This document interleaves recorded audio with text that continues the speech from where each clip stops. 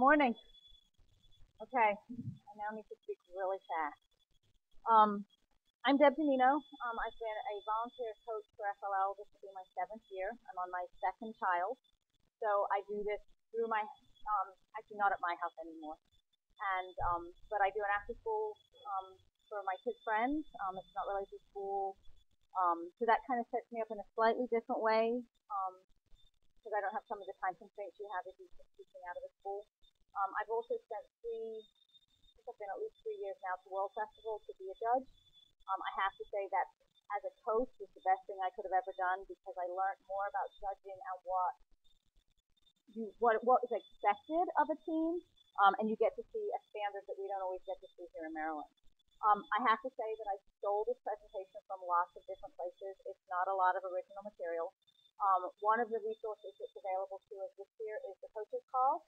And on the coaches call, it's on the website, they put the outline of what they're going to do in the project coaches call, and it was fantastic. So most of the material is coming directly from that. And also from the presentation last year that was done by Mercedes Young, some of the material is from her.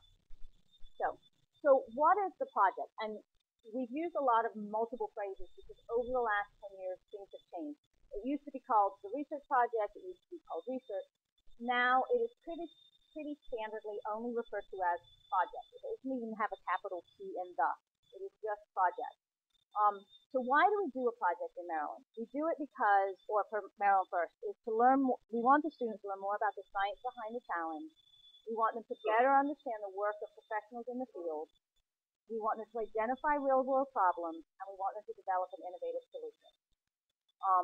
And those are two pictures that I've had in my resources of kind of ideas of what the students have done. So when you kind of get to see it online later, you'll have a little bit more time.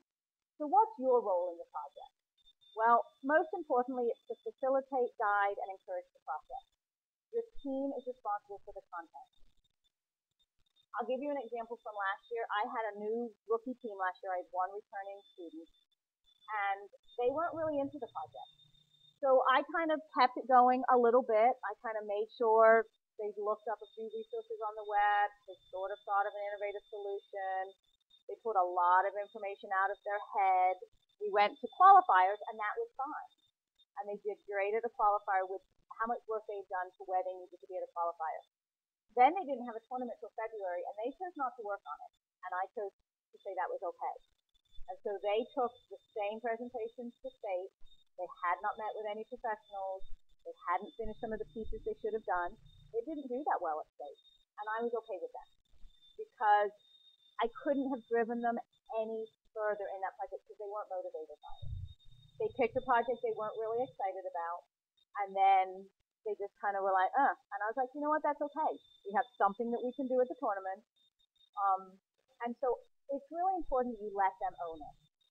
Mercedes gave an example last year of there was a typo in the brochure that they were handing to a judge. She let the typo stand. She didn't fix it.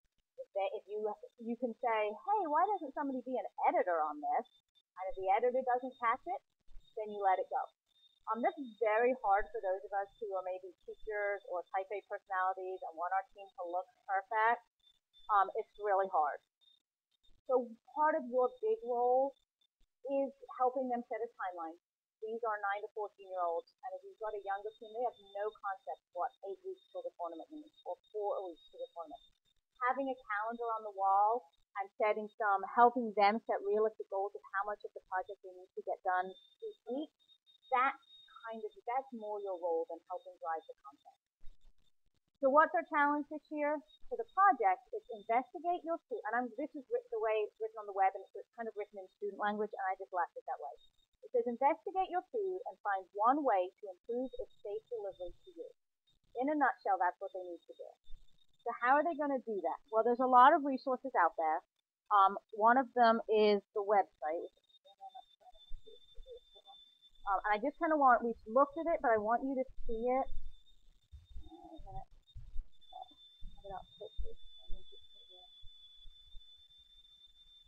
Oh, somebody's waiting. Okay, hold on. I'm gonna do it this way.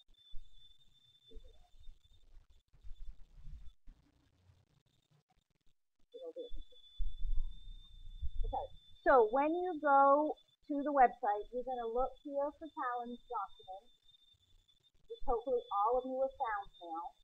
And in it, you have the challenge document. You can print everything out as a single document right here, or you can print out parts of that complete document in each of these three places. When you go to the project section, they have a lot of phenomenal resources this year. FIRST has given this hostess more material than they have ever given to help us get the project started. Not only do you get the details about the project, there's kind of a general non-food factor specific how-to guide about the project. They've given you a 3-page worksheet on how to interview a professional and types of professionals to interview. It's and it's written for your students. It's not written for you. So it's very kid friendly. These two activities right here are activities you can do to introduce the topic to your students. They've got resources and they've got a glossary. The rubrics are right there for you. The other thing that doesn't get a lot of traffic is, just like there are game rulings, there's also a project FAQ. And this is what that looks like. And so there's about 6 questions been posted so far. You kind of want to check it. You don't need to check it every week like the FAQs, because it doesn't get updated that much. It may not get any more traffic this year. Last year it hardly had any updates. But sometimes it has some clarifications, or if you've got a specific question about the project, you can email it in. Okay, let's see if I can go back to this. Okay. What I recommend and what I've done for my teams is all of those resources that were on the website are now printed in a binder, handed over to the group of kids who have committed to being kind of the head of my project team.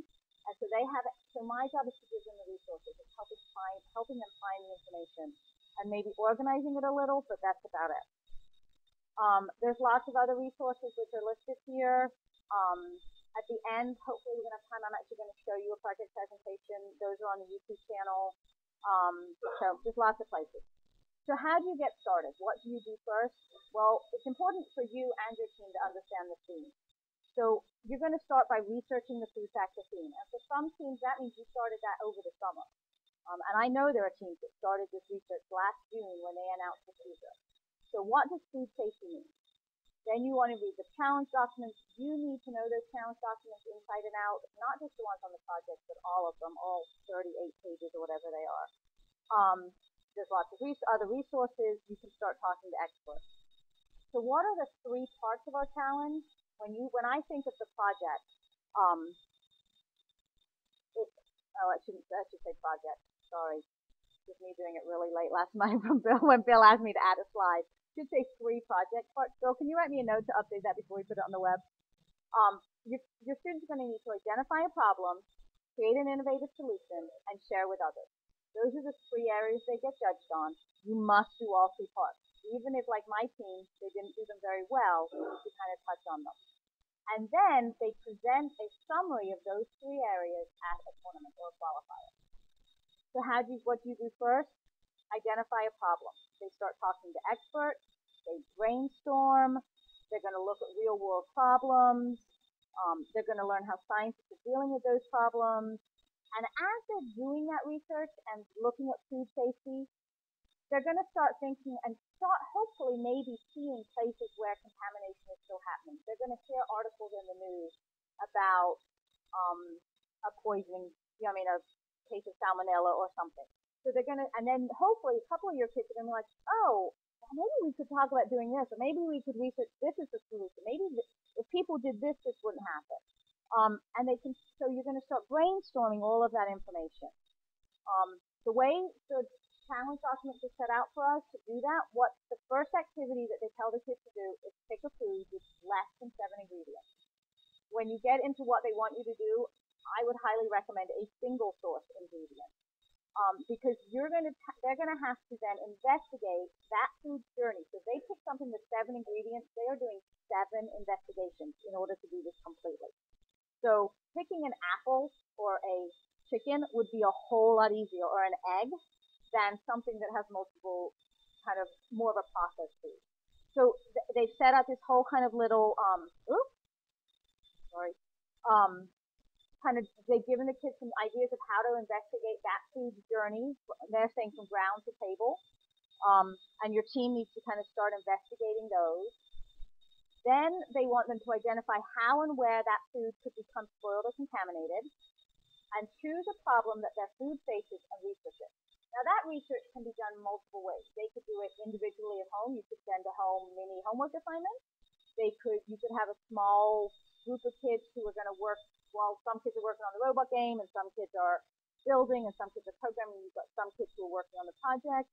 You could choose to say 30 minutes of every meeting is project. If you meet twice a week, you could say one Mondays are project and 2 Thursdays are technical skills.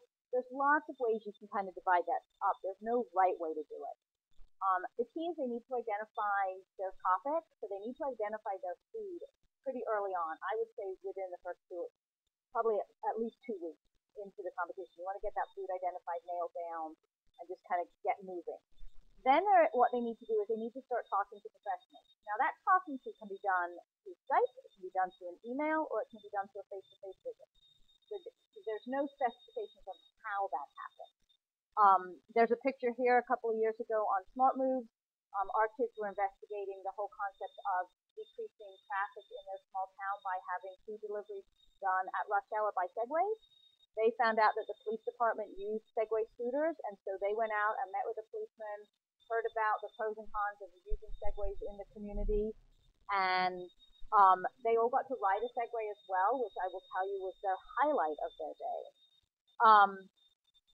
So then their next part of the project is they need to create an innovative solution. And I think sometimes for our coaches, that is the most intimidating part about this.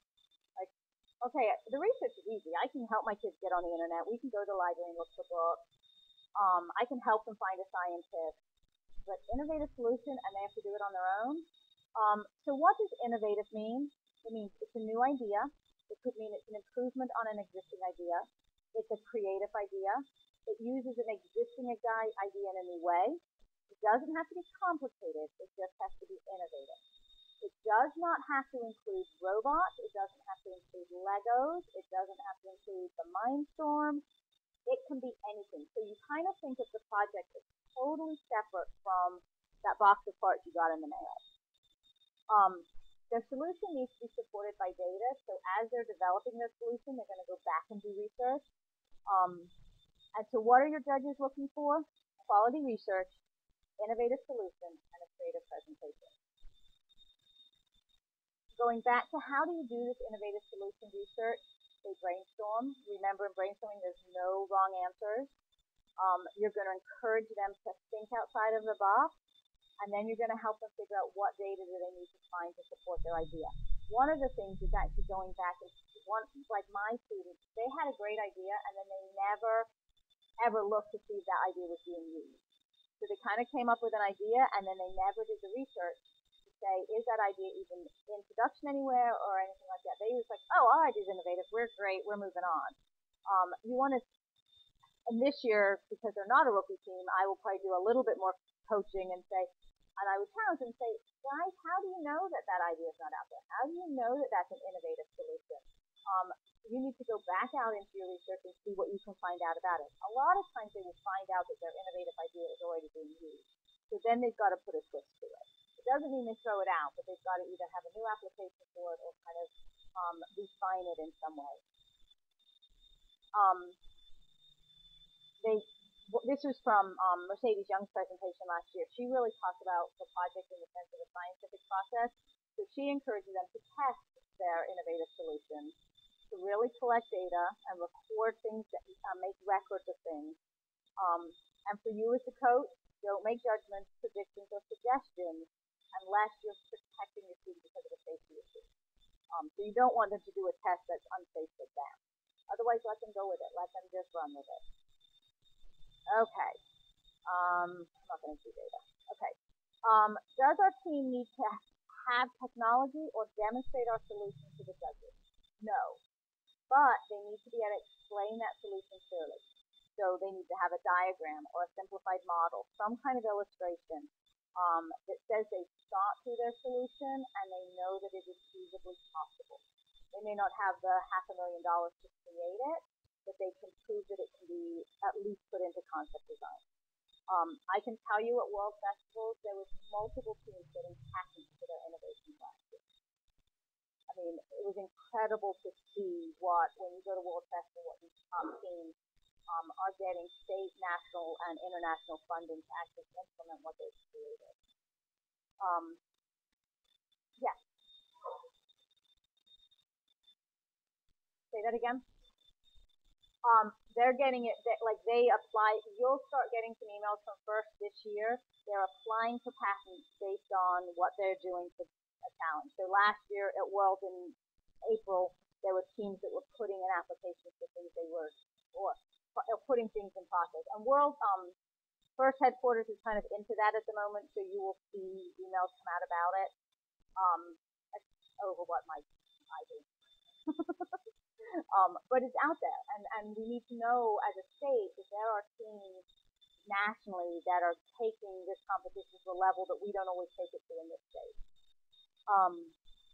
Okay, so the third part. So they've identified their problem. They've come up with an innovative solution. So what's the third piece of their project that they're going to get judged on? They have to share it. The easy way that we all used to think was, I'm going to share it with the parents of my kids. I'm going to have them share it as a school assembly. That used to be good enough. Based on the new rubrics, that's not good enough anymore. The rubrics are really clear that they need to share it with someone who would benefit from the solution.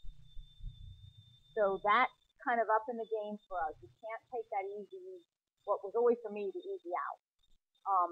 So how do they do that? They can give a talk, they can create a website or a poster, they can form a skit, they can make a comic book.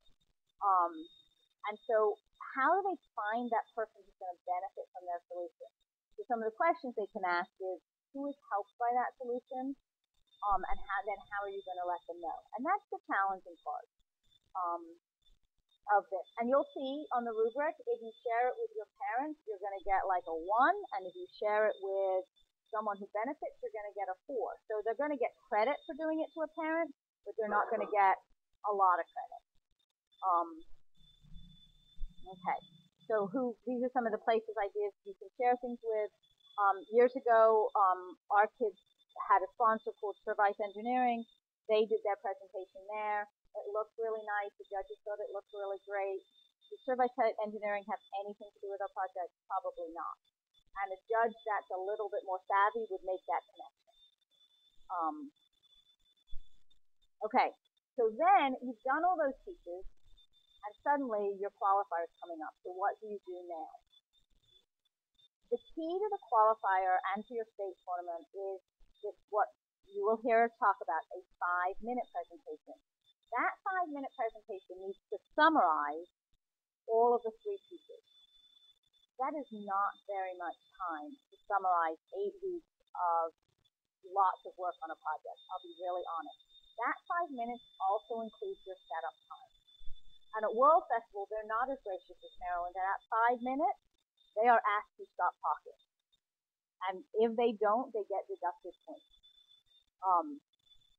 So that summary presentation can be a skit, it can be a game show, it can be a song, it can be just a standard PowerPoint, I wouldn't say PowerPoint presentation, it can be them standing up sharing information.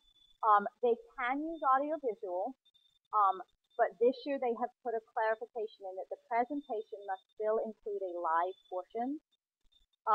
The other piece I put in a later slide because I wasn't sure where to put it, but I'm going to say it here. Oh, it's at the bottom. It is this. All members should participate. And that should probably need to say must, because if you don't have every member of your team contributing in the presentation and asking questions, they will be deducted points. My first 2 years as a coach, nobody told me there was a coach's handbook, and nobody told me there was rubrics. I was just kind of showing up helping someone. And it wasn't until after our tournament that I went back and finally, like, somebody said, oh, didn't you ever read this? No. We had 3 kids do our presentation. I had no idea that that meant we got a 1 or a 0 in presentation. You know what I mean? It was an instant, or your kids didn't participate. And when the judges are looking at you, to put yourself in the judge's shoes, your kids walk in, they have 5 minutes to do their presentation. They have maybe 7 minutes of Q&A. And then you walk out of the room and they have less than 3 minutes to score that sheet. And they will never go back and look at that sheet again, more than likely. maybe a few minutes to add a comment if they're trying to add some more detail. So if your presentation doesn't make it really clear, if your kids in that presentation don't say, I used four sources and these were my four sources, that judge will never remember that piece of information. So inside a very creative presentation, your kids need to bury all the key points that they need to hit on the rubric. And if you read the rubric, it's really obvious what the judges are looking for. And the key is being really clear. Can I hold questions till the end? Can you just write it down? Okay, thanks.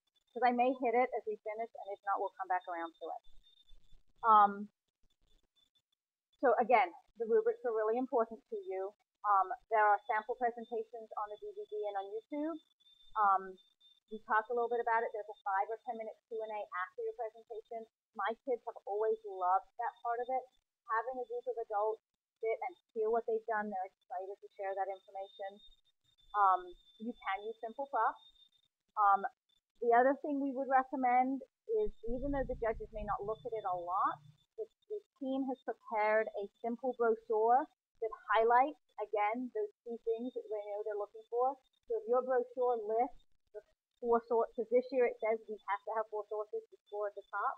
You know what I mean? If your brochure lists those 4 sources, when the judges are scoring that score sheet in those 3 minutes, and they're like, did they have any resources? Did anybody hear them say that in the presentation? If they can pull open your brochure and very quickly say, oh yeah, here are their resources. Okay, we're going to give them this score. Those are kind of the tips that, until I was a judge, I would never have known how important it is to use the rubric to help shape what you're doing. So, top 10 tips. I think there's actually 12 of them now. We've added a few. Decide at the beginning of your time how many hours your week team is going to work on the project. It can be a percentage of the meetings. It can be every other week, every other day, kind of whatever that is, and then help them set their goals. The project is fun. I think I have a photo coming up. One year, my team was investigating water safety. We scheduled a trip out on the bay with one of the bay tours, and they had a great time learning about water quality in the bay. So adding a really cool field trip to it is fun. They definitely then I will tell you, because last year I didn't do any field trips with my rookie team, and I saw a difference. So this year I kind of said, okay, we've got to go out and do some kind of field trip to get them energized. This year, I'll give away what I think one of our first field trips is in Baltimore County. There's an organic farm that makes its own ice cream from cows that live in the field outside of the ice cream shop. That's probably going to be our first tour, and find out how do they kind of take the milk, and how do they do safety issues with that. And that will be our first field trip. Pretty easy, and the kids will get ice cream at the end of it, which will make me look really good. So, and there's lots of kind of ideas like that. Really encourage every kid to have a chance to speak into the process in those brainstorming sessions. Again, every team member must be in your presentation. It doesn't need to be overwhelming. It can be very simple. If you hit each of those steps and it's really simple, it's okay. The key is hitting all of the steps. Practice, practice, and practice. Use the rubric. As noted in the coach's handbook, do not allow team members to mock or ridicule each other in their skit roles. Gracious professionalism is still scored within the skit. And clearly that comment was written by a coach who's judged a lot and has seen that happen in a competition. Do not let, depends on how heavy-handed you can be, do not let your kids change the presentation the night before the tournament. You know what I mean? The easiest way to do that is if you set a calendar of your work, set a date to say, after this date, your kids set a date of, after this date, we're not making any changes. This is when our presentation is pretty much finished. And they can make minor changes, but they can't kind of overhaul the whole thing. That goes along with building the robot as well. You want to set a time when, you know what, we're pretty much not going to make any significant design changes 2 nights before the tournament. I have to reprogram every mission. Again, go back to those rubrics, especially for veteran coaches. They have changed. Talk to other teams about what they're doing. We talked about brochure. Here's a couple of examples of brochures and table displays.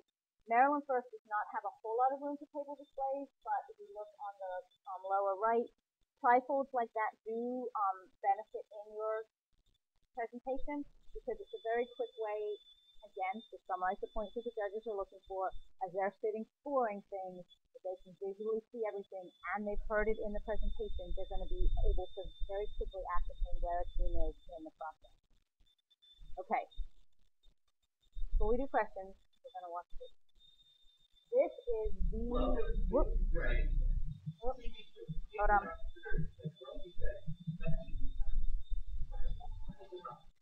Who are these dragons? From top off, he said, get inside the palace is on top of the world. It's an international empire with hundreds of millions of dollars. Their prime real estate portfolio must be flat like the secret because of the most breathtaking West Coast on Earth. From downtown, there was $100 million. Software giant Robert Lynn, his holding album was the biggest software IT security firm in the country. Maverick marketing entrepreneur Irony Stahl has been known for her investments in a fierce competitive. A formidable combination that has made her a multi-billionaire. Next is the man out of the big experience dragon dollars to bring their inside business up. Good morning, Dragon. We're here to ask for fans, born on a product of 9 million Canadians and 250 people total. Wow, look at the impressive numbers. Okay, show me your money. The big law recognitions are bad news, and they have to affect the functional banking, and they're not traditional business, so the body does not need to properly buy investment. This is the budget for a little problem with money. This process of people who do the basic, you can use, same one. The problem is not that the rest of the money is available. We confirm with many database and experts in software, there currently only 2 solutions available for digital strategy. The first experience, let us say from sales factors that then analyze the complex digital programs and electrical terms. These are the easy using not be clear with you at all times. It's convenient. That means your workspace all work on the job. The second is a continuous personal monitoring system, or CGM, which is electronic Dininno. Although it reduces the amount of fingerprints needed, it involves sensors with a needle inserted all the products to provide continuous glucose reading and insulin parts for insulin injection. The problem is, still the difference in the fingerprints per day. It increases the amount of equipment needed, and it works with the insulin pump is needed work. After many weeks of further research, we have been on the own solution to work monitoring system. Yes, that means you see it. But I'm saying no. A bigger is 5 steps, an internal resource monitor, an external insulin pump, and a watch-like communications device. Our system will provide immediate real-time blood glucose levels with a blood transfer time and instant blood recognition at 30 minutes. Blue pressure will measure oxygen and oxygen concentration that are self-calibrated to maintain. Wait a minute, isn't this what we're doing this already? Yes, we focus not on the bed, skills like San Diego, Florida, clinical trials, and in terms of the quality drive and awareness. Our incentives provide you with the prevent loss and safety, and we have to protect for our SIT, to work on them, so lots of learning people. I think right now we Speaking in our experts, Dr. Al, EPF and NPF technology locally about the technologies that are made. We expect our centers to be own experts by looking at the learning technology. So our presentation is several visual results that automatically get commercial product after something compounding with two electricity. We are working to the rest of the IoT. We that means that different input from communication technology. Yeah, absolutely. So that would be US living, something about the program, to provide a record of well control, and important to provide the news.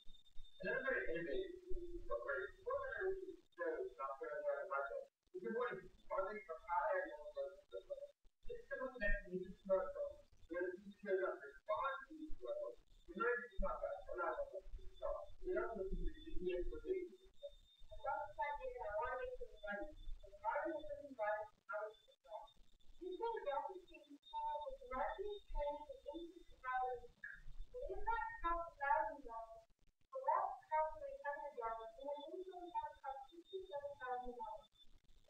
profit margin run by 1 to 3% of the bad population, so things must be done instead or the one percent.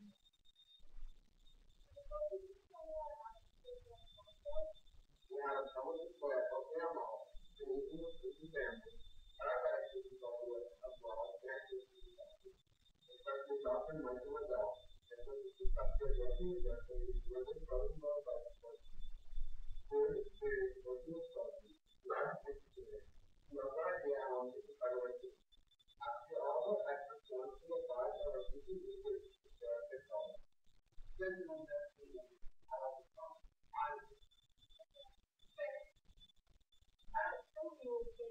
We could save more background information on research and analysis of these presentations. Right about now.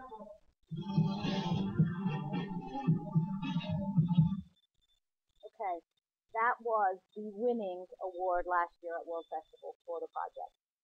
They incorporated all the pieces. I hope as you were watching it, you could see. What I realized I should have done is given you all a rubric to score it as you were doing it. But I'm thinking, I'm sitting here going, oh, but that's what I'm going to do with my team next week. I'm going to give them all, because I want them to start learning how the rubrics work. We're going to go over the project rubric. I'm going to give them all a copy. We're going to show that video, and I'm going to have them score this team.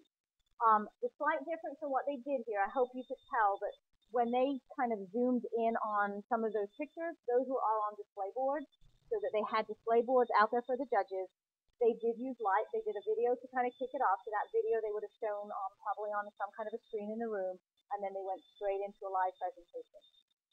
I wanted to set the bar pretty high, and I chose it. I mean, I looked at a lot of video presentations, but I wanted you to see what students are doing. And they are capable of doing it. If we give them the freedom to do it, they will. So that is all I have. So I think, let me double check.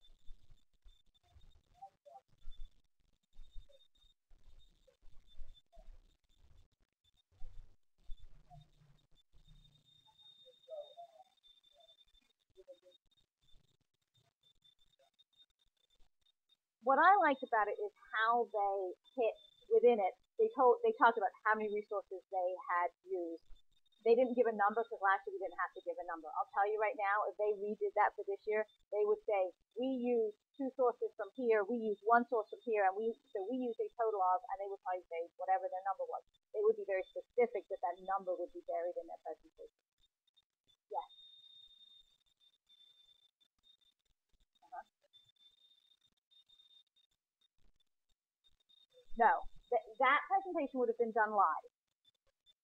And they did that live. So what we were watching was them doing it live.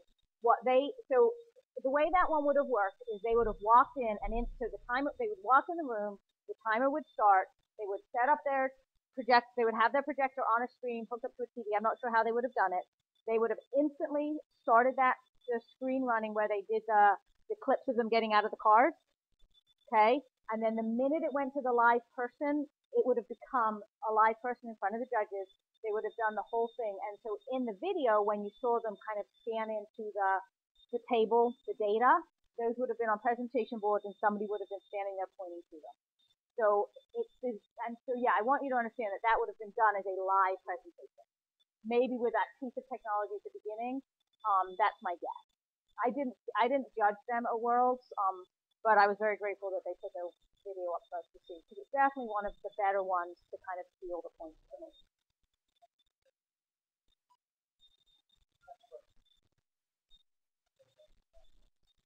And we don't have a huge up about the project because none of us have been great at the project. You know what I mean? In some ways, so it's probably the place that's weakest. But definitely, this will be up on Maryland first. Trying to think. The only other resource I created this year, I am TechWorks. I think you know that. Do you know that? Yeah. Sorry, I am. Oh, sorry. Well, maybe I should disclose that. I do coach for TechWorks as well. One of the resources that I've used with my team, we haven't put up on the website yet, is we just created a handout that they took home. It was just a very quick and easy list 7 foods. So that's kind of where my team is in the process right now. They're going to come back this week. They're going to identify their food, and then they're going to keep running through it. The big change I made this year on my team is they have nominated a project lead. and that person is going to be responsible for making sure the project happens and getting everybody else on the team involved. I'm pretty excited about that. Yes.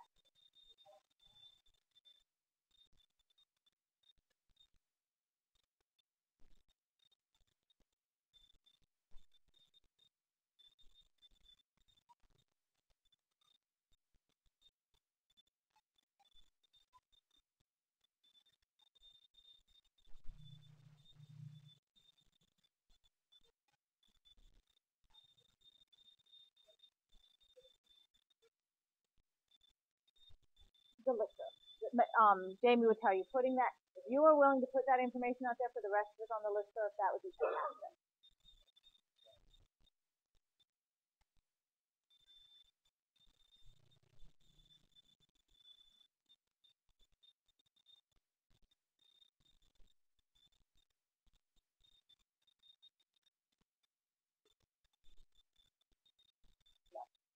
You can use a subset to do the bulk of the work if you choose to.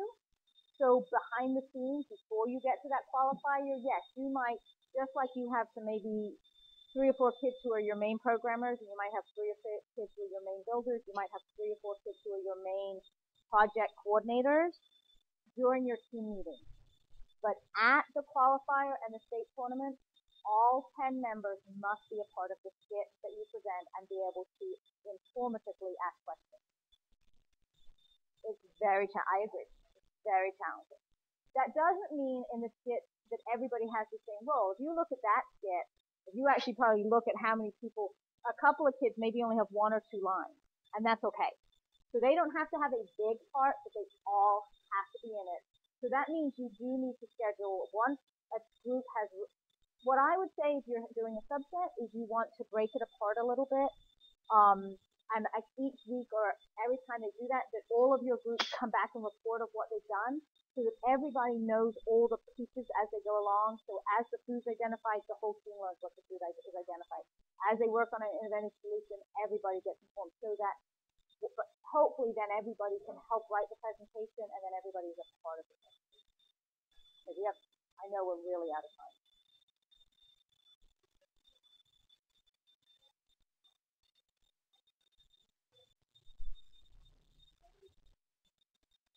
Yeah, no, he was very specific. Like I took that beginning of the presentation is taken directly out of the project challenge documents, and he was very specific.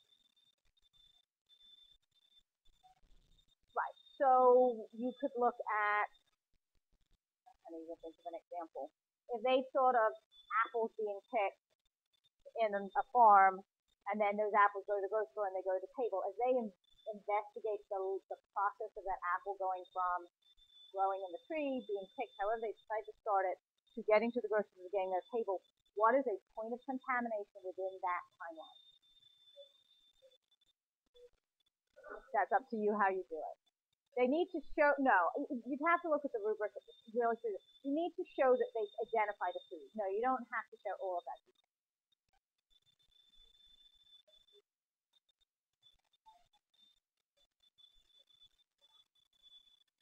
Example. Exactly.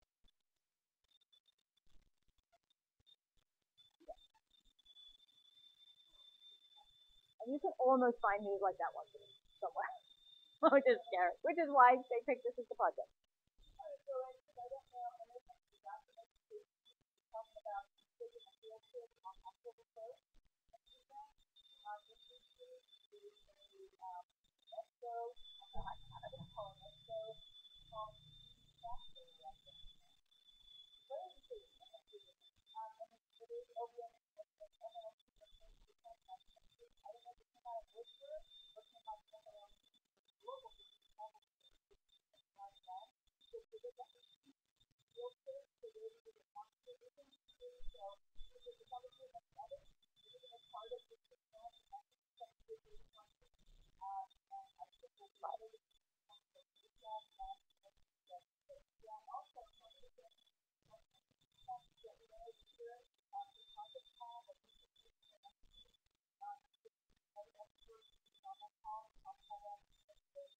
Right, which is where I mean, I took my outline directly from the coach's call because I thought she just did a great job.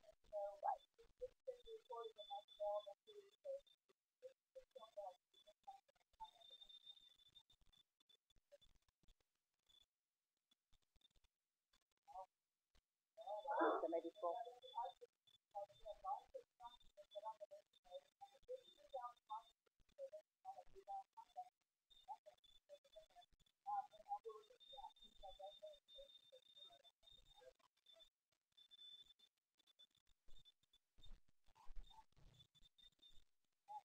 Now that we know there's over 200 teams in Maryland and DC has its own, you know what I mean?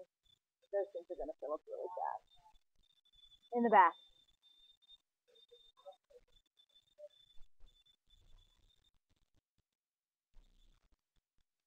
Thank you. That would be great.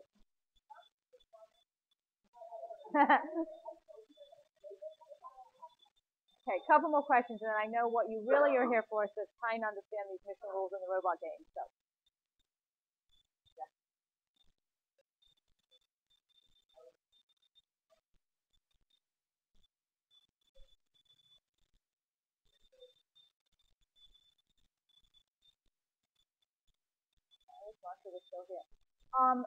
If you are I'm going to answer the parts I know best. Bill, you may be able to help a little.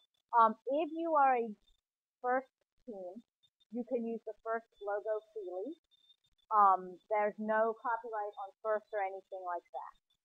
Because you're a registered FLL team. There is a lot of, first has a multiple page document that explains all of that. Bill Duncan and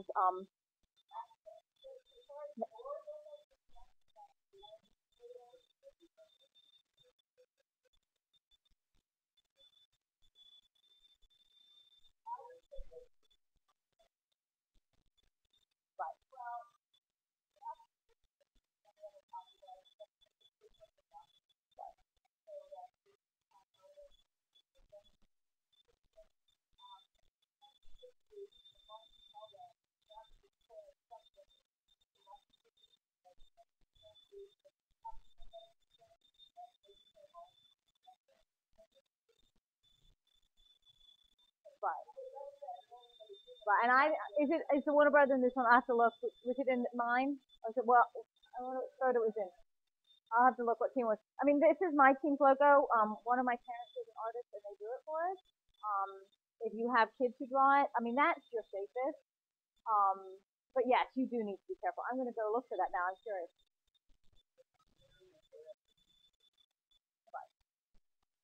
Any other? Does anybody else have any insight on that question? Because we're definitely not all experts.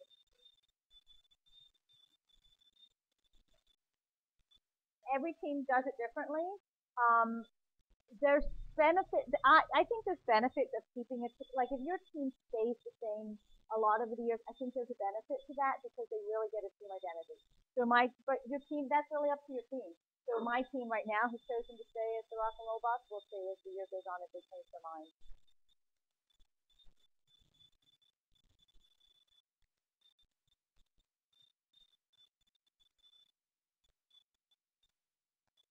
They can. It does not have to be memorized. I put for you up the cream of the crop presentation. So it does not have to be memorized, but you look better if it is more memorized. The example I shared from last year is my first year judging at World Festival. I walked in and was a project judge, and there were teams. That's an international competition, and so half of the teams I judged that day were from other countries. A team that spoke zero English had a memorized presentation in American. That sets the bar for our students. I think we sell them short when we say you don't have to memorize it.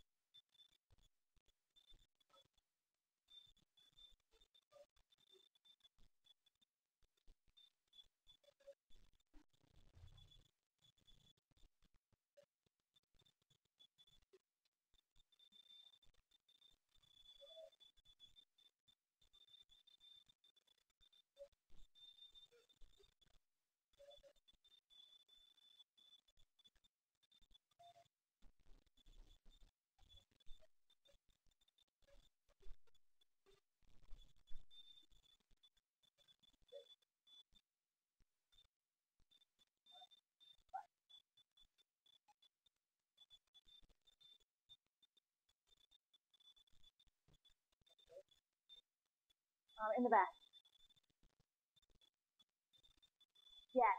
And as soon as this is up on the web, which will be published tonight or tomorrow, the link will be there.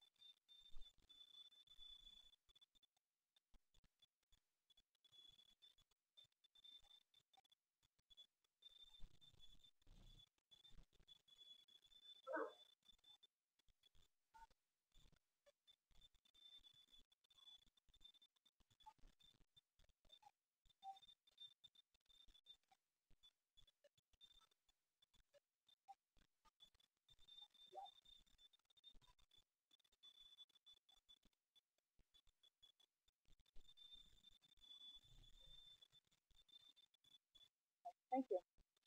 Any other questions related to the project?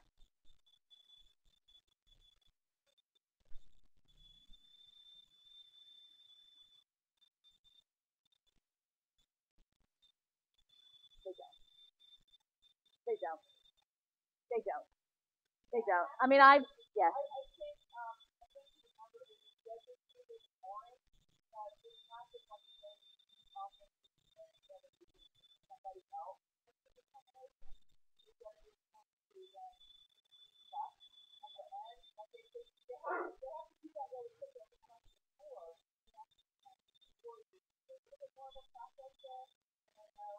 To be honest, they actually don't come up with a. I mean, the new scoring sheet. I don't even think they come up with a 1, 2, 3 numbers. There's 4 columns.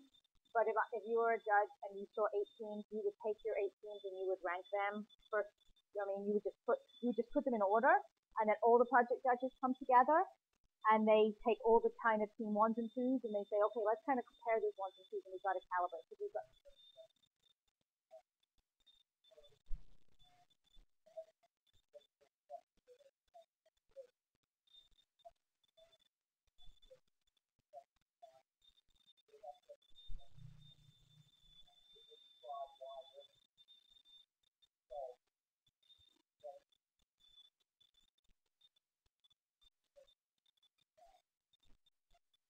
so it is right.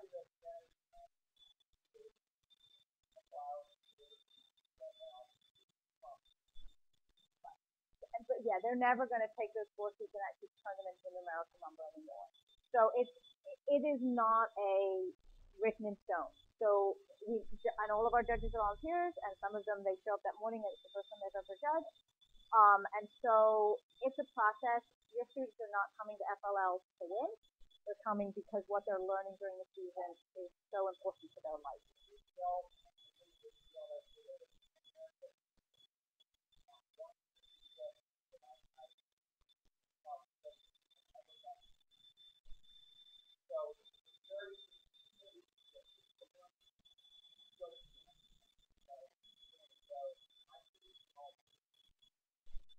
And they've probably never read the talent document. So, okay. I know we need to turn this over to JT.